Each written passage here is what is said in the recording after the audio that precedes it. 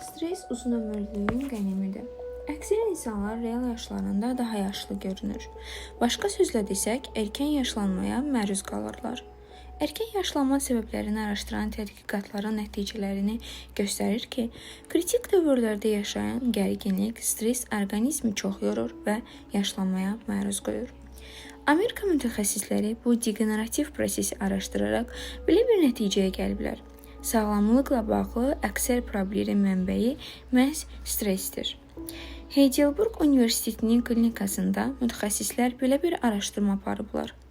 İş müsahibəsindən gəlmiş gənc həkimə yarım saat ərzində dalbadal çətin riyazi tapşırıqlar verərək çox stresli, gərgin mühit yaradıblar. Müsahibə bitdikdən sonra gənc həkimdən qan analizi götürdükdə müəyyən edib ki, antitellər patogenlərə xəstəlik törədən mikroorqanizmlər necə reaksiya verirsə, stresə də eynilə o cür reaksiya verir. Yəni immun reaksiyanı tetikləyən proteinləri aktivləşdirir. Əsas problem ondadır ki, bu proses sadəcə zərərli mikroorqanizmləri neytrallaşdırmır. Eyni zamanda sağlam hüceyrələri də məhv edərək erkən yaşlanmaya zəmin yaradır. Kaliforniya Universitetində buna oxşar araşdırmanın 39 yaşlı qadınlar üzərində aparıblar.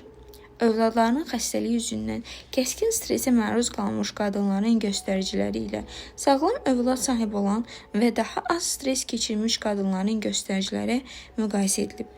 Nəticələrə əsasən məlum olub ki, stres hüceyrə regenerasiyasına təsir göstərən telomer adlı hüceyrə strukturlarını zəiflədərək yaşlanmamızı sürətləndirir. Beləliklə, araşdırma nəticəsində sübut olunub ki, insan stres və əsəb gərginliyinə nə qədər çox məruz qalırsa, hüceyrələrin degenerasiya prosesi də bir o qədər sürətlə gedir.